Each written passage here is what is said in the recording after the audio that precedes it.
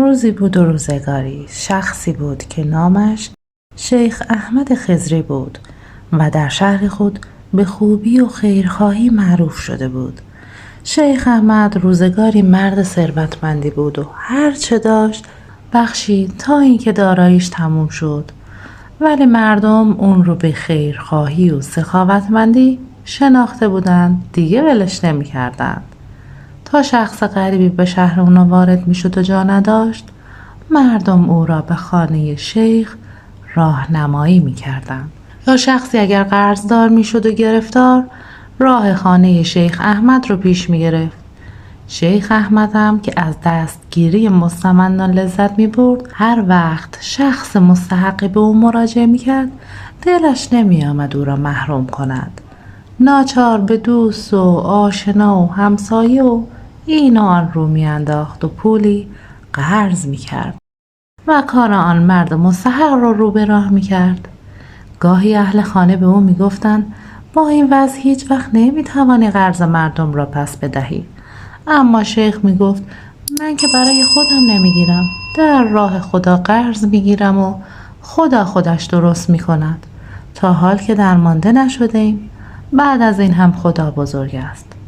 کم کم قرض شیخ احمد به 700 دینار رسید و 700 دینار پول بسیار هنگفتی بود، ولی کسانی که به شیخ احمد قرض می دادند می دیدند او همه را به مردم بینوا می دهد، بنابراین به او سخت نمی گرفتند و می گفتند شیخ احمد آدم خوبی است، اگر نمی توانست قرضش را پس بدهد قرض نمی گرفت، لابد یک امیدی به جایی دارد که وام می گیرد. گاهی اتفاق می افتد کسانی که به شیخ احمد و خوبی های او ایمان داشتند نظر و نیاز می کردند و پولی به او هدیه می دادند. او هم یک قرض کوچکش را پرداخت می کرد، ولی دوباره وقتی حاجتی پیدا می شد و کسی به او پناه می برد نمی توانست جواب منفی بدهد. باز هم قرض می کرد و بدهی بالا می آورد و کم کم به او شیخ قرضدار لقب داده بودند. و این بود تا یک روز که شیخ احمد بیمار شد و کم کم حالش بد شد. مردم می گفتند شیخ احمد روزهای آخر عمرش را می گذراند و آفتابش لب بام است. کسانی که از شیخ احمد طلبکار بودند نگران شدند و با خود گفتند این مرد سالهاست که با قرض زندگی می کند. اگر بمیرد هیچ کس نیست که حسابهایش را پس بدهد. ناچار تا زنده است برویم مطالبه کنیم، بلکه کسی به دادمان برسد. طلبکارها یکدیگر را خبر کردند و یک روز به دیدار شیخ رفتند. گفتند شیخ سالهاست هر چه خواسته‌ای به تو قرض دادیم، ولی تو هیچ وقت به فکر پس دادن آن نبودی. ما دیگر حوصله نداریم. اگر پول نداری که خیلی بیخود میکنی که از ما پول قرض گرفته ای و با مال مردم برای خودت نام نیک میخری. اگر هم داری که همین امروز حساب ما را پس بده. شیخ گفت حق با شماست، من منتظر پولی هستم که باید برسد. شما که تا حال صبر کرده اید باز هم صبر کنید، من نمیخواهم مال کسی را بخورم. طلبکارها گفتن هیچ کس نمیخواهد مال کسی را بخورد، ولی وقتی کسی زیاد بدهکار شد و نتوانست مال مردم را بدهد نمیتواند قرض خود را پس بدهد. خب ما هم گرفتاری داریم، ما هم پولها را از آب رودخانه که نگرفتیم یا از توی خاکروبه پیدا نکردیم. اگر ما هم بی خود بذل و بخشش میکردیم دیگر پولی نداشتیم که به تو قرض بدهیم. تو حساب سرت نمیشود، از این دست میگیری و از آن دست خرج میکنی. درست است که کار خیر میکنی، ولی کار خیر از کسی خوش است که داشته باشد. ما هم به تو احترام میگذاریم و چون آدم خوبی هستی نمیخواهیم آبرویت را ببریم، ولی آخرش چه؟ شیخ گفت خب حالا میگویی من باید چه کنم؟ گفتن چه کار کنی؟ حساب ما را تصفیه کن یا دست کم تاریخ آن را معلوم کن. شیخ گفت من تاریخ بلد نیستم، تاریخش دست خداست. من خودم هم در فکر شما هستم. شما باید صبر کنید تا درست شود. من این نام نیک را در یک عمر به دست آوردم و شما حق ندارید با دست پاچگی مرا بدنام کنید. من از یک جایی امیدی دارم و سعی میکنم هرچه زودتر حساب شما را بپردازم. برای خدا کاری ندارد که این 700 دینار را برساند. طلبکارها گفتند ما نمیدانیم، خدا برساند، بنده خدا برساند، برای ما فرقی نمی کند. بسیار خوب، از یک جای امیدی داریم، باید تاریخش را معلوم کنیم هرچه زودتر. ما همین امروز اینجا می نشینیم تا فکرهایت را بکنی و قرار و مداری بگذاری. تو که هر روز مهمان داری، امروز هم ما مهمان تو هستیم. شیخ گفت قدم شما به روی چشم من، می خواهید بمانید پس بمانید. من هم فکرهایم را می کنم. امیدی که دارم امید بی تاریخ است. شاید تاریخش نزدیک باشد. در این وقت کودک حلوا فروشی که یک سینی حلوا روی سر گذاشته بود در کوچه با صدای بلند جار میزد و حلوا میفروخت. شیخ احمد صدای کودک حلوا فروش را شنید. با خود گفت هرچه باداباد، ما که 700 دینار قرض داریم، با یک طبقه حلوا فرقی نمی کند. حال یک سینی حلوا هم رویش، اینک مهمان داریم. شیخ احمد از آن آدم ها نیست که بتواند مهمان را گرسنه در خانه نگه دارد. بنابراین خادم را فرستاد و گفت برو سینی حلوا را از این کودک بخر و برای مهمان ها بیاور. خادم میدانست که شیخ پولی برای خریدن حلوا ندارد، ولی روی حرف شیخ حرفی نمیزد. بیرون آمد و کودک حلوا فروش را صدا زد و گفت ببینم پسر، قیمت این سینی حلوا چقدر است؟ کودک گفت 1 دینار و 10 درهم. خادم گفت نشد، ما درویشیم و پول زیادی نداریم. الان هم مهمان داریم، اگر ممکنه همه را 1 دینار حساب کن. کودک گفت پول زیاد ندارید و مهمان هم دارید. خیلی خوب، ما یک کاری حساب میکنم. استاد من از من 1 دینار پول این سینی حلوا را میخواهد. منم خسته شدم، همه را فروختم به جز این 1 سینی. کجا میخوای ببری؟ همینجا در خانه شیخ. کودک با خوشحالی سینی حلوا را آورد و در مجلس شیخ بر زمین گذاشت. شیخ به مهمانان گفت بفرمایید دهانی شیرین کنید تا من فکری بکنم. مهمانان به حلوا خوردن مشغول شدند. شیخ در گوشه اتاق سجاده‌اش را پهن کرد و نمازش را خواند و بعد از نماز دعا کرد و گفت خدایا میبینی من این 700 دینار قرض را برای تو و برای بندگان مستحق تو خرج کردم. این هم آخرین قرض من است. مرا از این کودک حلوا فروش شرمنده نکن. حالا نمیدانم جواب این سینی حلوا را چگونه بدهم. اینها مهمانان شیخ احمدن. شیخ احمدم مهمان توست. بعد از اینکه دعای شیخ تمام شد، مهمانان هم حلوا را تمام کرده بودند.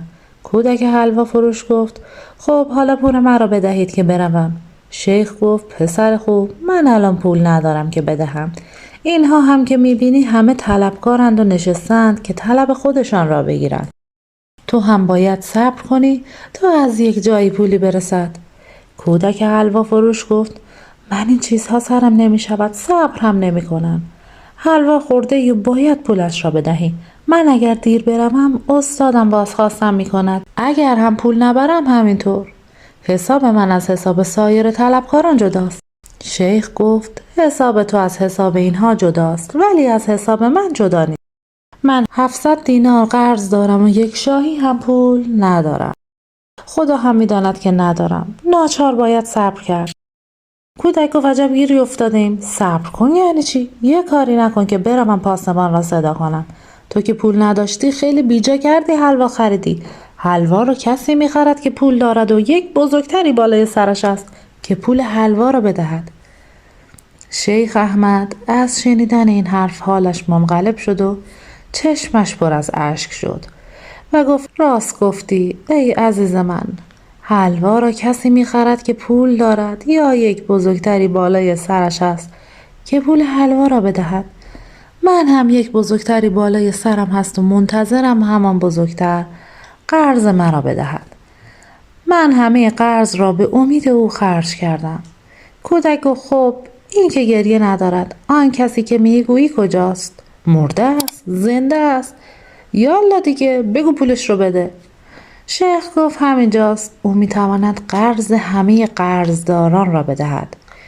شیخ که حالش دگرگون شده بود شروع کرد با صدای بلند گریه کردن. کودک دلش به حال شیخ سوخت، ولی چون معنی حرف او را نمیفهمید از ترس استاد و پول حلوا بیشتر نگران شد و دلش شکست. او هم به گریه افتاد. در حالی که گریه میکرد صدای خود را بلند کرد و گفت من نمیدانم پول حلوا را میخواهم. شما که پول نداشتید میخواستید از اول حلوا نخورید. مسخره بازی در آوردید. درویش بازی در آوردید. یا الله، من پولمو میخوام. من این چیزا رو نمیدونم. پول منو بدید که برم. با صدای داد و فریاد کودک حلوا فروش عده‌ای در حیاط خانه شیخ جمع شدند. هر یک چیزی پرسیدند و شیخ گریه میکرد. کودک جار و جنجال به راه انداخته بود و مردم میگفتند حق با کودک حلوا فروش است. به او چه مربوط است که شیخ قرض دارد یا ندارد؟ دیگری میگفت به راستی اگر پول نداری بیجا میکنی حلوا میخری و مابقی مردم هم از این حرف ها میزدند. در این حال پیرمردی با یک کیسه وارد خانه شد و کیسه را با یک نامه نزد شیخ گذاشت و گفت این کیسه مال شماست. این نامه را هم برای شما نوشتند. و پیرمرد بیرون رفت. شیخ احمد نامه را برداشت و چنین خواند: جناب شیخ احمد خضری، بعد از عرض سلام، من یکی از اهالی این محله هستم. چند سال پیش یکی از مریدان تو این کیسه سربسته را نزد من امانت گذاشته و به من سفارش کرد که هر وقت دیدی شیخ احمد خیلی محتاج و گرفتار شد این کیسه پول را به او برسان.